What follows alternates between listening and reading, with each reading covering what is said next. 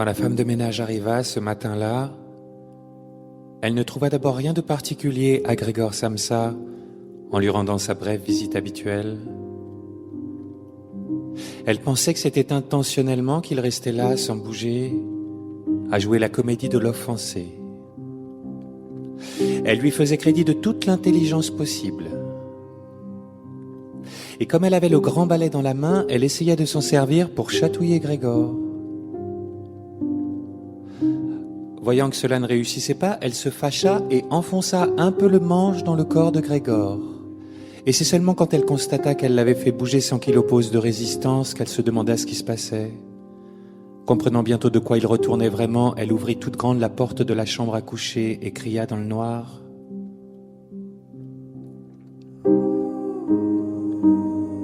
Venez donc voir, il est crevé. Il est là par terre.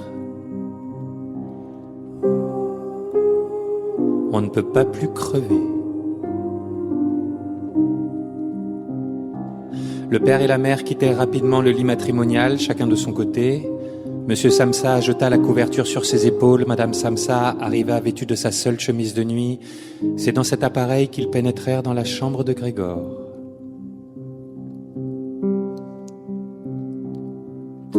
Entre-temps, s'était ouverte la porte de la salle de séjour. Sa sœur, Grete, était tout habillée, comme si elle n'avait pas dormi, ce que la pâleur de son visage semblait d'ailleurs confirmer. Eh bien, fit Monsieur Samsa, nous pouvons maintenant rendre grâce à Dieu. Il se signa et les trois femmes suivirent son exemple. Viens donc un moment chez nous, Grete, dit Madame Samsa avec un sourire mélancolique, et Grete entra à la suite de ses parents dans leur chambre à coucher. La femme de ménage ouvrit grand la fenêtre de Grégor. Malgré l'heure matinale, un peu de tiédeur se mêlait déjà à la fraîcheur de l'air. C'est qu'on était déjà fin mars.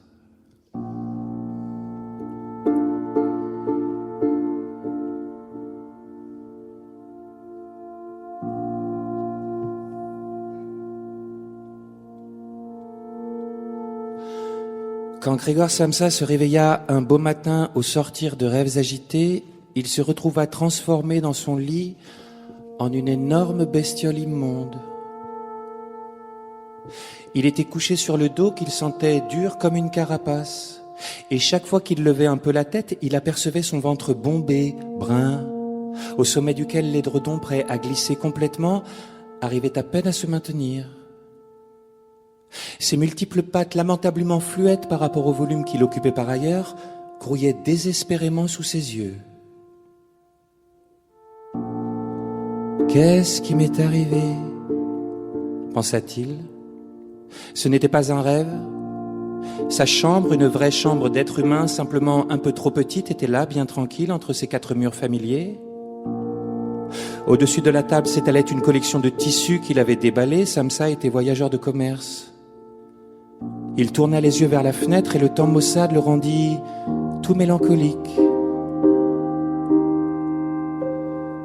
Qu'est-ce qui se passerait si je continuais plutôt à dormir encore un peu en oubliant toutes ces fariboles ?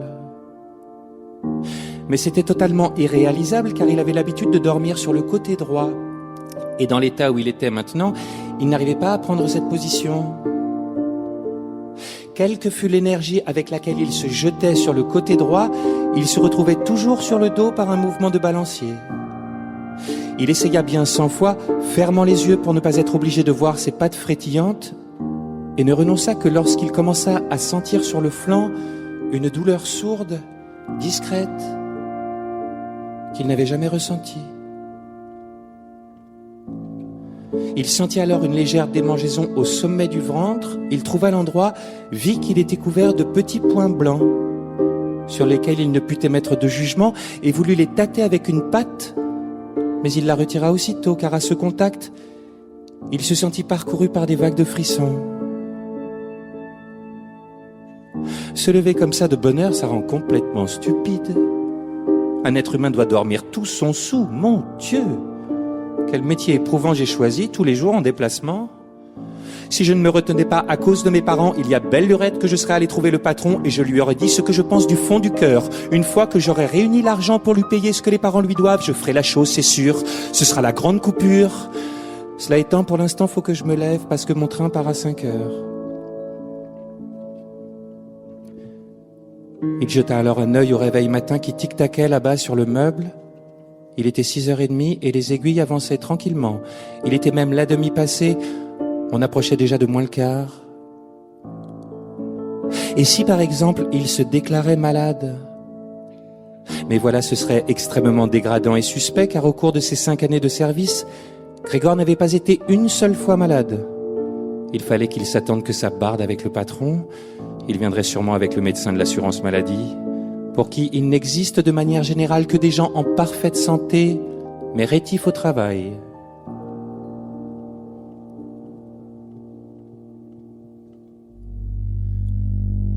Grégor ?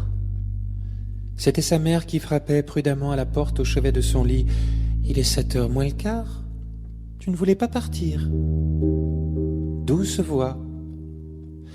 Grégor fut pris de peur en entendant sa propre voix qui répondait. C'était indubitablement sa voix d'avant, mais dans laquelle, comme d'en dessous, venait se mêler un pépiment douloureux et oppressant qui ne laissait littéralement aux mots leur clarté qu'au premier instant, puis la détruisait à tel point qu'on ne savait pas si on avait bien entendu. Grégor avait voulu répondre en détail et tout expliquer, mais son père frappait déjà à l'une des portes latérales, et derrière l'autre porte latérale, c'était sa sœur qui l'implorait à voix basse. Il répondit des deux côtés, « Je me lève tout de suite », en articulant le plus soigneusement possible pour ôter à sa voix ce qu'elle avait de bizarre. Il était curieux de voir comment tout ce qu'il avait imaginé aujourd'hui allait peu à peu se dissiper. Quant à la modification de sa voix, il ne doutait pas le moins du monde qu'elle était le signe avant-coureur d'un refroidissement sévère, cette maladie professionnelle des voyageurs de commerce. Surtout, ne pas rester inutilement au lit. Se défaire de la couverture ne posa aucun problème. Il lui suffit de gonfler un peu le ventre et elle tomba toute seule. Mais aller plus loin s'avéra difficile, en particulier parce qu'il était démesurément large. Il aurait fallu des bras et des jambes pour se redresser, au lieu de quoi il n'avait que cette multitude de petites pattes qui s'agitaient sans cesse en tous sens. Quand il voulait en plier une, la première chose qui se produisait, c'est qu'elle se tendait, et quand il arrivait enfin à faire à cette patte ce qu'il voulait, dans l'intervalle, toutes les autres, comme libérées, s'étaient mises à besogner avec une excitation extrême, douloureuse. Mais il n'oubliait pas de se souvenir que mieux valait tranquille et très tranquille réflexion que décision du désespoir. Et pendant un petit moment, il resta tranquillement allongé en respirant faiblement, comme si peut-être il attendait du silence total le retour de la réalité effective et évidente des choses.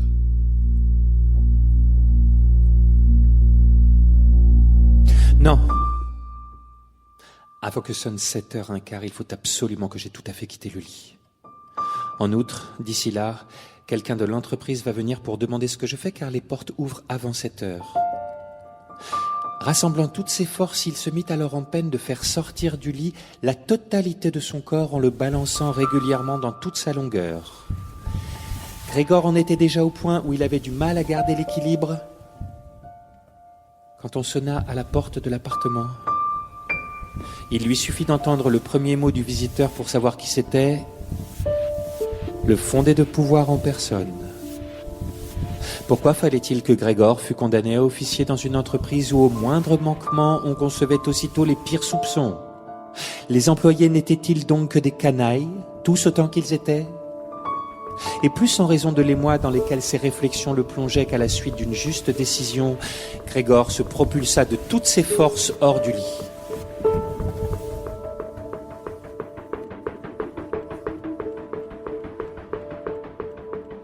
Il y a quelque chose qui est tombé là-dedans, dit le fondé de pouvoir.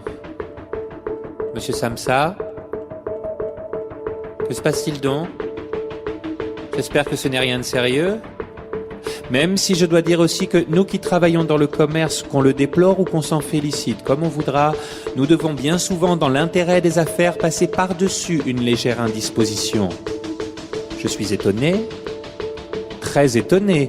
Je vous prenais pour une personne tranquille, raisonnable, et voilà que vous vous barricadez là, dans votre chambre, et négligez vos obligations professionnelles d'une manière proprement inouïe. Le patron a certes fait allusion ce matin à une explication possible de votre défection. Ces derniers temps, vos prestations ont été très insuffisantes. Ce n'est certes pas la saison pour réaliser des affaires spécialement intéressantes, nous vous le concédons. Mais une saison où l'on ne fait pas du tout d'affaires, ça n'existe pas, monsieur Samsa. Ça ne doit pas exister. Monsieur le fondé de pouvoir, j'ouvre tout de suite, immédiatement. Voilà, je sors du lit, juste un petit moment de patience. Ça vous tombe dessus comme ça, sans crier gare. Hier encore, j'étais tout à fait bien. Mes parents le savent. Enfin bon, déjà hier soir, j'avais un petit pressentiment. Ça aurait dû se voir à ma mine. Qu'est-ce qui m'a pris de ne pas prévenir au travail? Mais voilà, on pense toujours qu'on va surmonter la maladie. Monsieur le fondé de pouvoir, épargnez mes parents. Tous les reproches que vous me faites là sont évidemment sans fondement. Vous n'avez peut-être pas lu les dernières commandes que j'ai envoyées. Et d'ailleurs, pas plus tard qu'avec le train de 8 heures, je serai déjà reparti en déplacement. Ces quelques heures de repos m'ont redonné des forces, monsieur le fondé de pouvoir. C'est pas la peine de rester ici plus longtemps. Dans un instant, je serai moi-même au travail.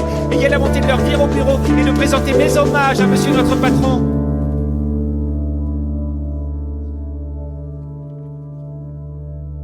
Avez-vous compris un seul mot de tout ça? Demanda le fondé de pouvoir. J'espère quand même qu'il n'est pas en train de nous faire une blague. Pour l'amour de Dieu, s'exclama la mère déjà en larmes. Grégor est peut-être gravement malade et nous sommes là à le tourmenter. Grete, file chercher le médecin. Tu l'as entendu parler? C'était une voix de bête, dit le fondé de pouvoir d'une manière étonnamment douce comparée au cri de la mère. On n'entendit pas du tout la porte se refermer. La sœur l'avait sans doute laissée ouverte, comme c'est toujours le cas dans les appartements où s'est produit un grand malheur. Grégor, cependant, était bien plus calme à présent. Tout en proférant ces mots d'une seule traite sans bien savoir ce qu'il disait, il s'était rapproché de la porte. Il voulait effectivement se montrer et parler avec le fondé de pouvoir. Il était très désireux de découvrir ce que les autres diraient en le voyant. Certes, on ne comprenait plus ses paroles, mais malgré tout, on voulait bien croire désormais que quelque chose n'allait pas chez lui, et on était disposé à l'aider. Il se sentait de nouveau intégré dans le cercle de l'espèce humaine, et il se jeta debout contre la porte.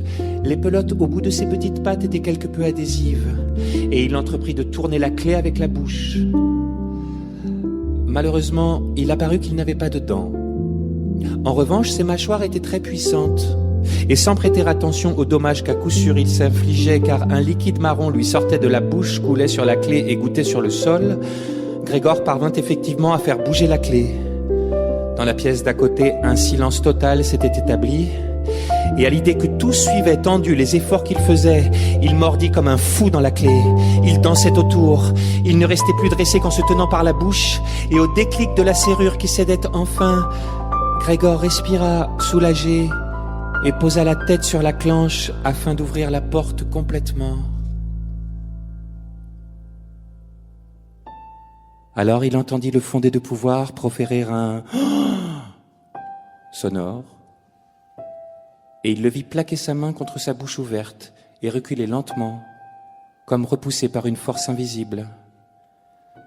Déjà le fondé de pouvoir était dans l'antichambre et il tendait la main droite loin devant lui, en direction de l'escalier, comme si ce qu'il y attendait était une rédemption quasi surnaturelle. Mais il fallait retenir le fondé de pouvoir, le rassurer, le convaincre. C'est que l'avenir de Grégor et de sa famille en dépendait. Lâchant le montant de la porte, Grégor tomba aussitôt sur ses multiples pattes. Cela s'était à peine produit qu'il éprouva pour la première fois de cette matinée un bien-être physique. Ses petites pattes reposaient bien fermement par terre sous son corps. Elles obéissaient parfaitement, elles aspiraient même à le porter là où il voulait.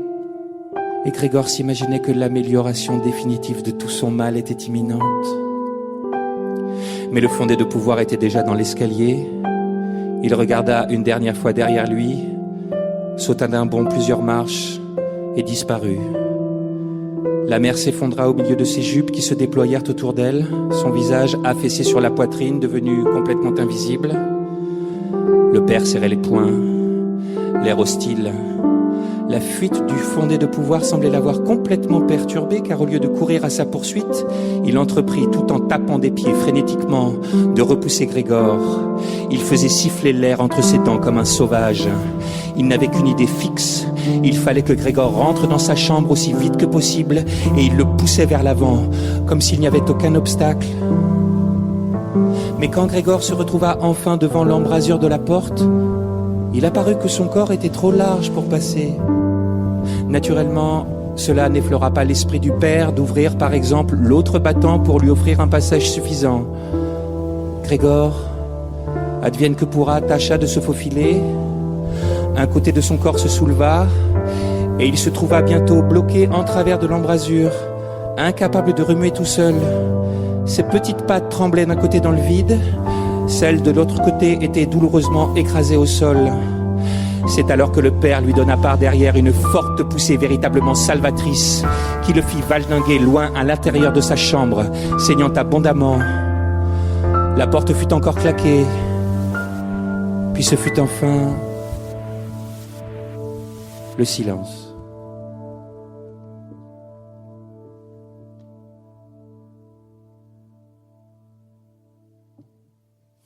Grégor ne se réveilla qu'au crépuscule d'un lourd sommeil léthargique.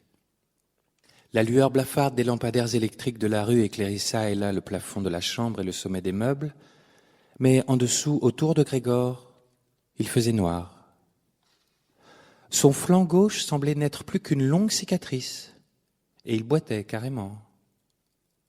Il se traîna jusqu'à la porte, lentement, malhabile encore avec ses antennes. Et c'est seulement une fois parvenu là qu'il remarqua ce qu'il avait attiré.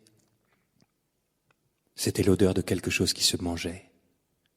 Il y avait là en effet une jatte remplie de lait où nageaient de petites mouillettes de pain blanc. Il aurait presque ri de bonheur et il plongea aussitôt la tête dans le lait pratiquement jusqu'au-dessus des yeux. Mais il la retira bientôt avec déception. Le lait, qui était jusqu'alors sa boisson favorite et que sa sœur, dans sa grande bonté, avait posé là pour cette raison, ne lui disait rien du tout. Il se détourna même de la jatte avec dégoût et revint en rampant au milieu de la chambre. Dans la salle de séjour, comme Grégor le constata par la fente de la porte, les lampes à gaz étaient allumées. Il régnait un grand silence. Grégor avait du temps pour réfléchir à la façon dont il devait désormais réorganiser sa vie. Qu'allait-il arriver maintenant que toute espèce de paix, de bien-être, de satisfaction devait affreusement prendre fin ? Pour ne pas se perdre dans des pensées de ce genre, il préféra se mettre en mouvement et ramper de ci de là. Mais cette haute chambre vide dans laquelle il était forcé de rester aplati par terre l'angoissait, sans qu'il pût trouver pour quelle raison, car après tout, c'était la chambre qu'il habitait depuis 5 ans. Et non sans une discrète honte, il fila sous le canapé où il se sentit aussitôt très à l'aise, regrettant seulement que son corps fût trop large pour y être logé intégralement.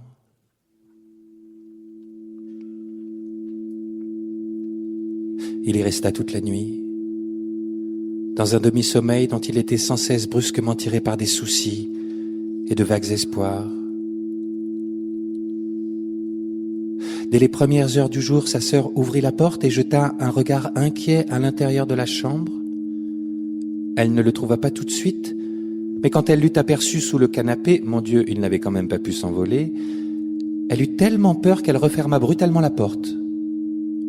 Mais comme si elle regrettait son attitude, elle la rouvrit aussitôt et Grégor assista, les yeux légèrement exorbités, au spectacle de sa sœur qui emportait avec étonnement la jatte encore pleine, non pas à main nue, mais avec un chiffon.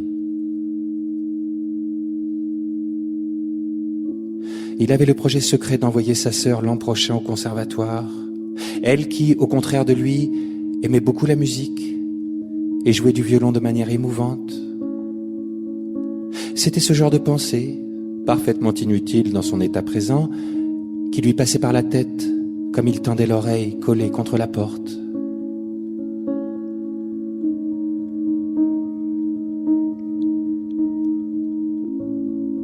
Étant donné qu'on ne le comprenait pas, il ne vint à l'idée de personne, pas même de sa sœur, qu'il pouvait comprendre les autres. Mais il percevait un certain nombre des choses qui se passaient dans les pièces voisines.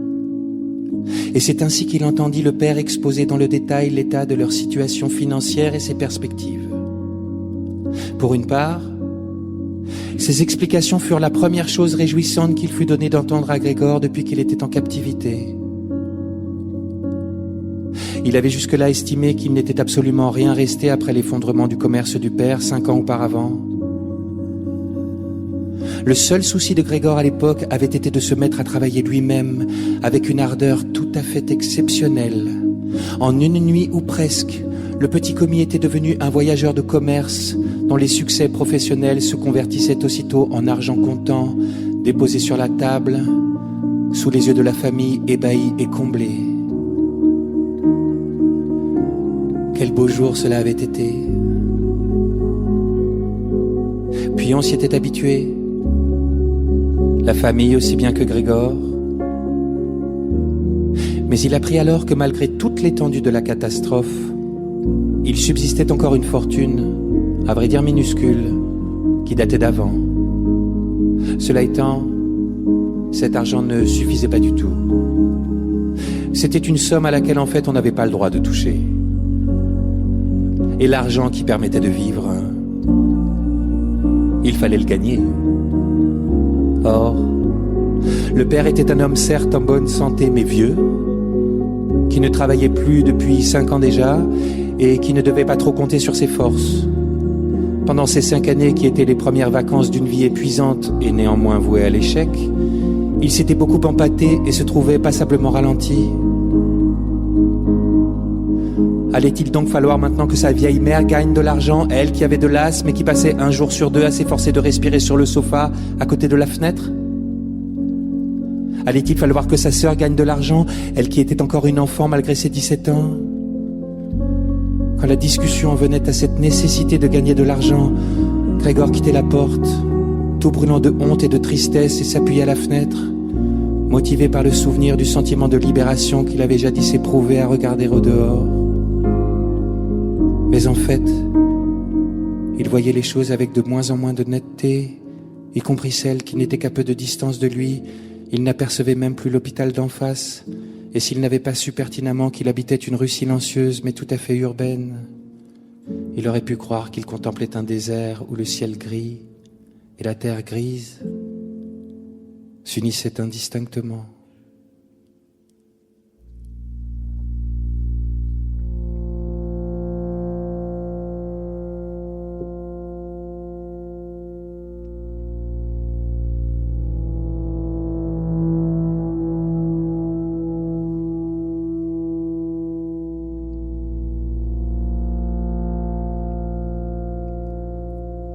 Un mois s'était bien écoulé déjà depuis la transformation de Grégor, et sa sœur lui apportait ses repas 2 fois par jour.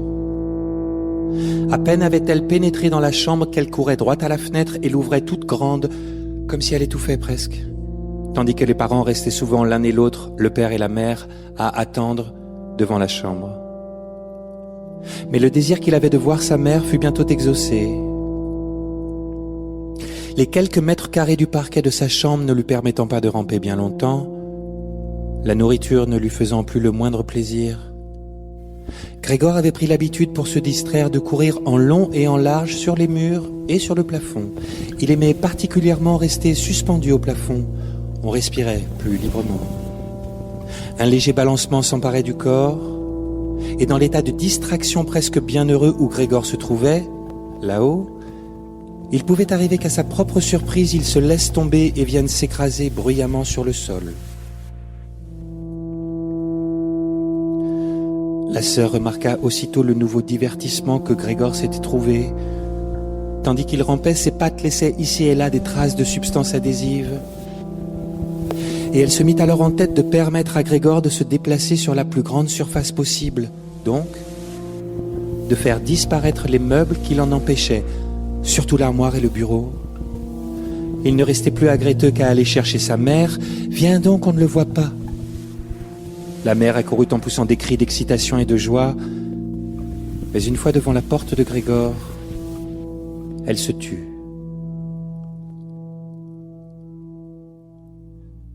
Il entendit alors les 2 faibles femmes pousser la lourde et vieille armoire. Mais au bout d'un bon quart d'heure d'effort, la mère dit qu'il valait quand même peut-être mieux laisser l'armoire là où elle était. Et est-ce que ce n'est pas Est-ce que ce n'est pas comme si, en enlevant les meubles, nous montrions que nous abandonnons tout espoir d'une amélioration et le laissions impitoyablement livré à lui-même ? En écoutant ces paroles de la mère, Grégor prit conscience que le fait d'être privé de tout échange direct de paroles humaines avait certainement dû plonger son esprit dans le trouble. Avait-il vraiment envie de transformer sa chambre chaleureuse en une caverne, où il pourrait certes ramper dans tous les sens, mais au prix de l'oubli simultané, rapide et total de son passé d'être humain ? C'est qu'il était, lui, déjà tout près d'oublier, et seule la voix de sa mère l'avait brusquement fait réagir. Il ne fallait rien retirer. Tout devait rester.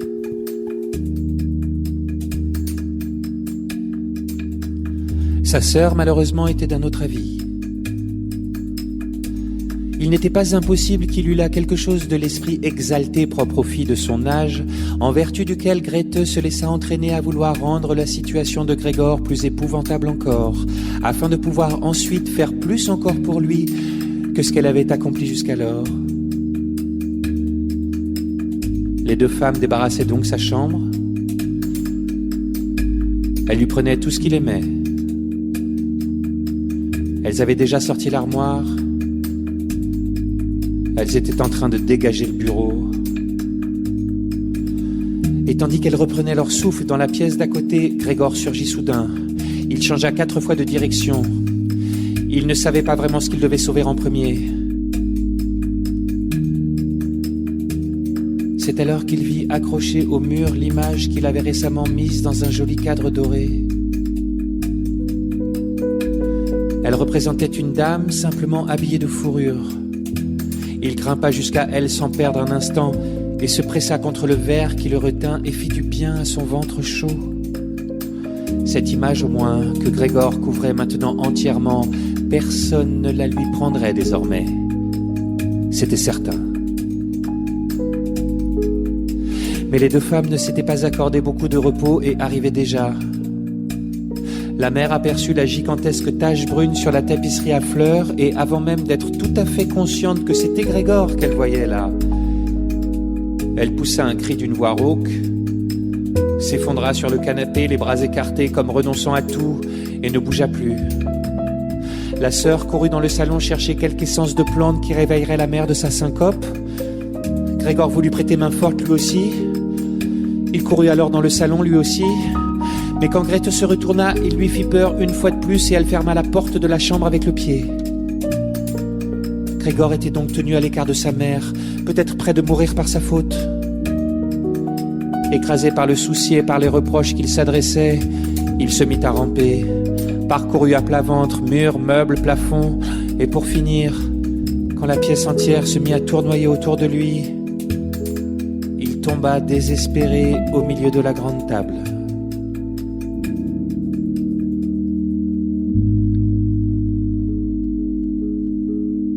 Un bref instant s'écoula. Grégor gisait là, épuisé.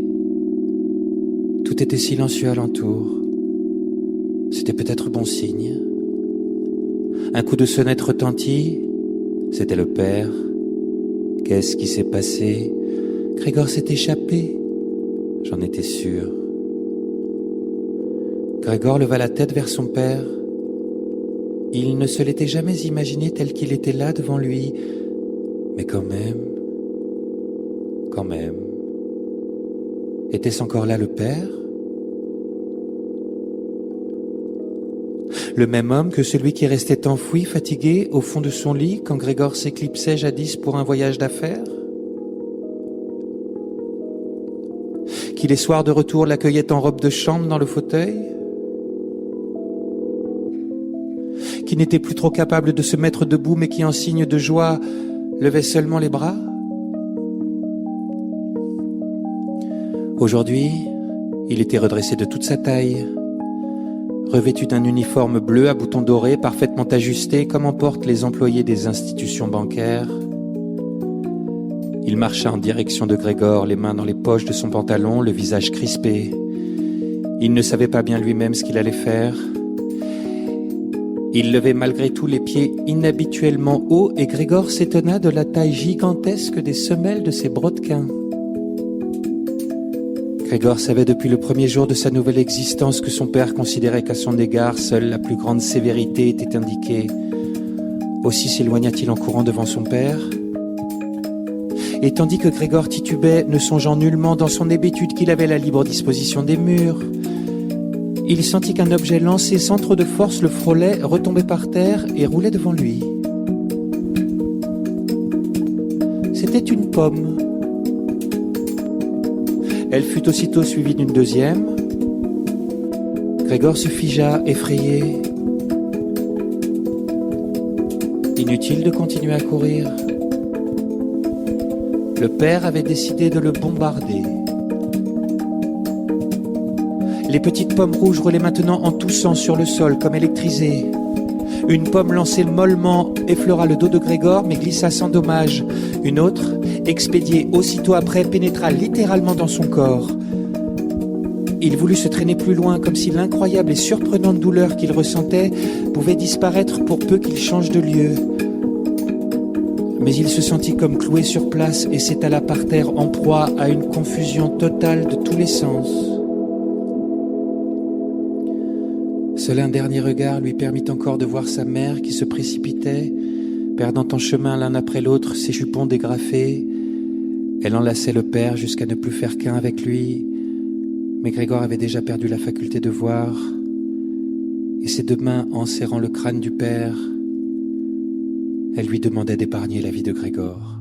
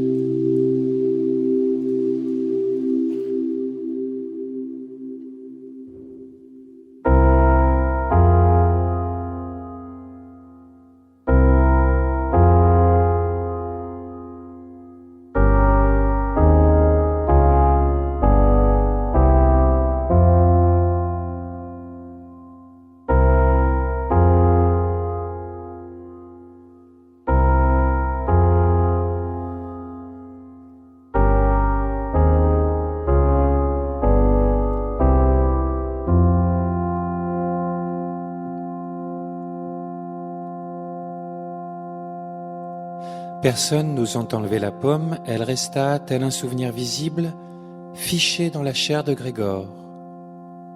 Elle semblait avoir rappelé même à son père qu'en dépit de sa triste et repoussante apparence actuelle, on n'avait pas le droit de traiter Grégor comme un ennemi. Le devoir familial commandait au contraire que l'on ravale son aversion et qu'on le tolère. Qu'on le tolère, et c'est tout.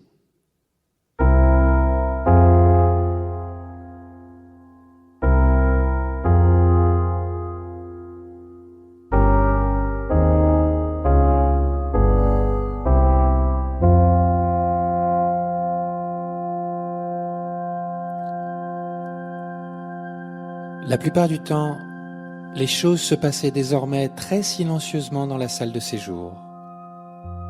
Le père refusait avec une sorte d'entêtement de retirer son uniforme d'employé et il sommeillait complètement habillé, comme s'il était toujours prêt à effectuer son service, attendant même chez lui que résonne la voix de son supérieur.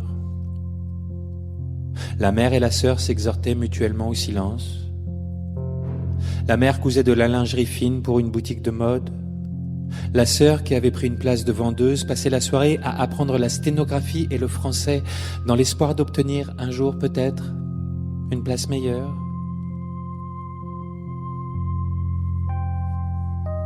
Qui avait le temps dans cette famille accablée de travail et harassée de fatigue de se soucier de Grégor? Le budget était de plus en plus serré. La bonne fut congédiée. Une servante osseuse et gigantesque pourvue d'une ample chevelure blanche venait faire les travaux les plus pénibles, le matin et le soir. Ce que le monde exige des pauvres, ils y satisfaisaient à l'extrême. Le père allait chercher le déjeuner pour les petits employés de la banque. La mère se sacrifiait en lavant le linge d'inconnus. La sœur courait derrière son comptoir aux ordres des clients. Mais les forces de la famille n'y suffisaient plus. Des traînées de crasse s'étiraient le long des murs. Ça et là gisaient des pelotes de poussière et de saleté. La sœur voyait bel et bien la saleté, mais justement, elle avait décidé de la laisser. Et pourtant, elle veillait avec une susceptibilité entièrement nouvelle chez elle à ce que le ménage de la chambre lui demeurât réservé. Il n'aurait pas été inévitable pourtant que Grégor fût négligé, car la servante était là, et cette vieille veuve n'éprouvait aucune répugnance face à Grégor. Elle avait un jour ouvert par hasard la porte de sa chambre et, à la vue de Grégor, elle était restée en arrêt, interdite, les mains jointes sur le ventre. Depuis, elle ne manquait jamais, matin et soir, d'entr'ouvrir un peu la porte et de le chercher des yeux. Que n'avait-on donné l'ordre à cette femme de ménage de faire sa chambre tous les jours? Grégor ne mangeait désormais presque plus rien. Il pensa d'abord que c'était la tristesse causée par l'état de sa chambre qui lui coupait l'appétit, mais il se réconcilia au contraire très vite avec les modifications intervenues dans la pièce. On s'était habitué à y mettre des choses qu'on ne pouvait pas caser ailleurs, et de ce genre de choses il y avait maintenant pléthore, car on avait loué une pièce de l'appartement à 3 messieurs qui avaient une obsession maniaque de l'ordre. Tout ce qui sur le moment ne trouvait pas à s'employer, la femme de ménage l'expédiait dans la chambre de Grégor. Puis les objets ne bougeaient plus de l'endroit où ils avaient été lancés, sauf quand Grégor, en se déplaçant dans le bazar accumulé, les mettait en mouvement parce qu'il n'y avait pas d'autre place disponible pour évoluer, bien qu'après ce genre d'expédition, il fût fatigué et triste à mourir et ne bougea plus pendant des heures. Les sous-locataires prenaient parfois leur repas du soir dans la salle de séjour commune. La famille, quant à elle, mangeait alors dans la cuisine. Un soir, Grégor ne se souvenait pas d'avoir entendu le violon pendant tout ce temps. Le son de l'instrument lui parvint de la cuisine. Les sous-locataires tendirent l'oreille. La jeune fille ne pourrait-elle pas venir chez nous et jouer ici dans le séjour, qui est quand même bien plus confortable et sympathique? Le père arriva aussitôt avec le pupitre, suivi de la mère avec la partition, puis de la sœur avec l'instrument, et la sœur commença à jouer.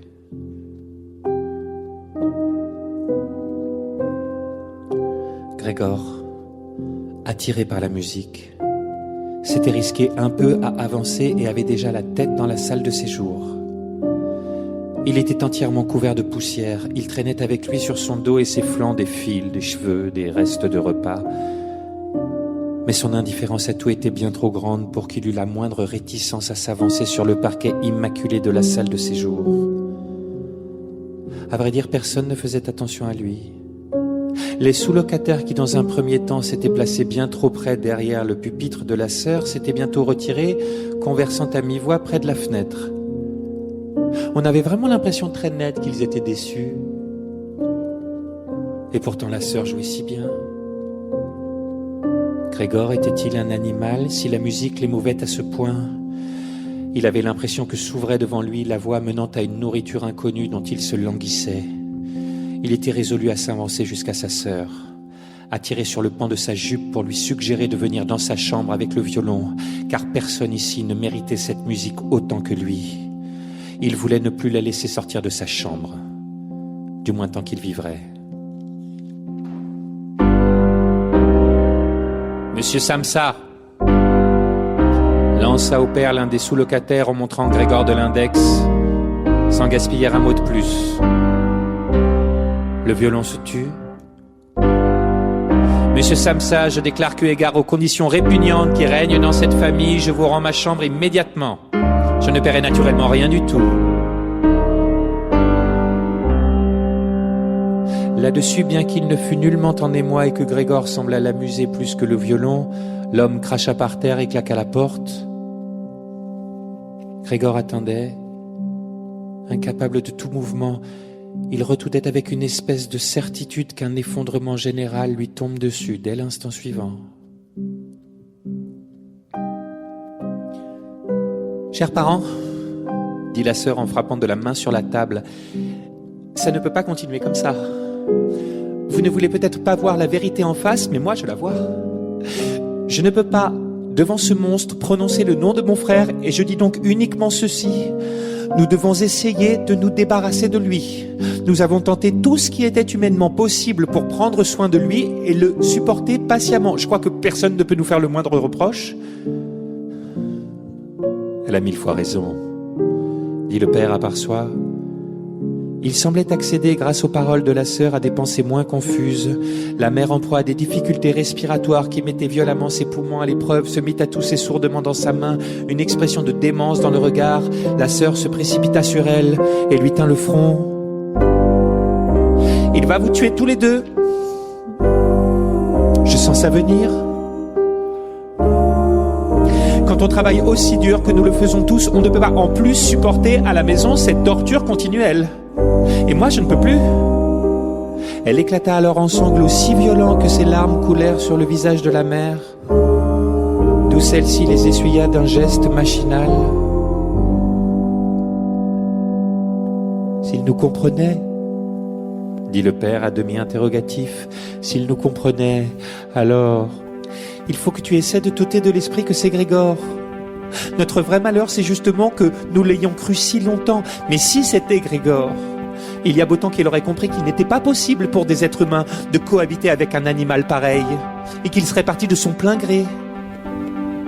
Nous n'aurions plus alors de frère, mais nous pourrions continuer à vivre et à honorer sa mémoire. Mais comme cela, cet animal nous persécute. Il chasse les sous-locataires. Il veut visiblement occuper tout l'appartement et nous faire dormir dans la rue. La mère était allongée dans son fauteuil, jambes raides et serrées, les yeux presque fermés d'épuisement. La sœur avait cessé de pleurer et elle avait passé sa main autour du cou de son père. Tous regardaient maintenant Grégor sans rien dire, et tristement.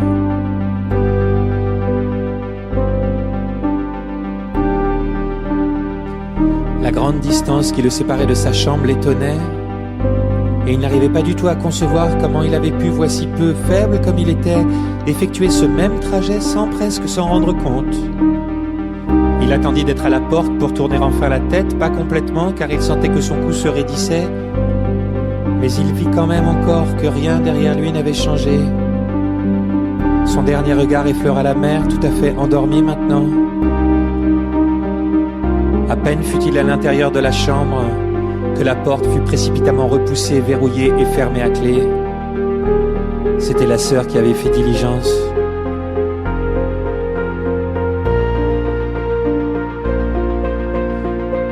Et maintenant ? Se demanda-t-il en regardant autour de lui dans le noir. Il découvrait bientôt qu'il ne pouvait plus du tout bouger. Il ne s'en étonna pas. Il trouvait même plutôt anormal en fait d'avoir pu jusqu'à présent se déplacer sur ses petites pattes fluettes. Pour le reste, il se sentait relativement bien. Il avait certes des douleurs dans tout le corps, mais il avait l'impression qu'elles s'atténuaient peu à peu et qu'elles allaient finir par disparaître complètement. Il pensait à sa famille avec émotion et amour. Quant à l'idée qu'il devait disparaître, elle était chez lui pour autant que cela fût possible, plus arrêtée encore que chez sa sœur. C'est dans cet état de songerie vide et paisible qu'il demeura, jusqu'à ce que l'horloge du beffroi sonne la 3e heure du matin. Il vit encore par la fenêtre le début du surgissement général de la clarté au dehors, puis, sans que ce fût de son fait, sa tête s'affaissa tout à fait sur le sol et son dernier souffle lui sortit faiblement des naseaux.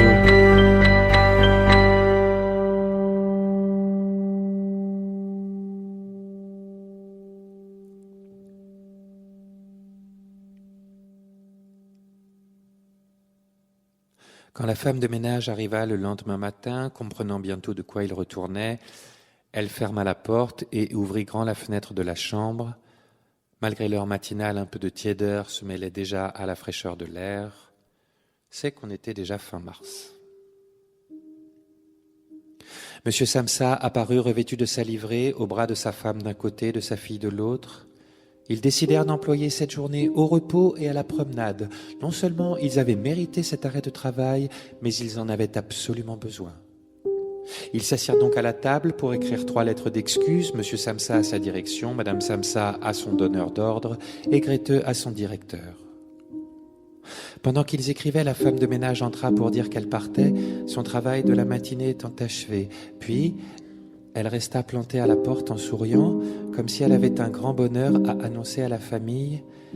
Mais voyant qu'on ne l'autorisait pas à raconter son histoire, elle se souvint qu'elle était très pressée, fit demi-tour avec brusquerie et quitta l'appartement dans un claquement de porte.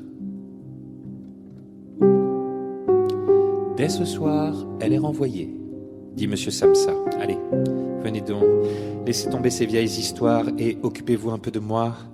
Les femmes lui obéirent aussitôt, coururent à lui, le cajolèrent, puis terminèrent rapidement leurs lettres.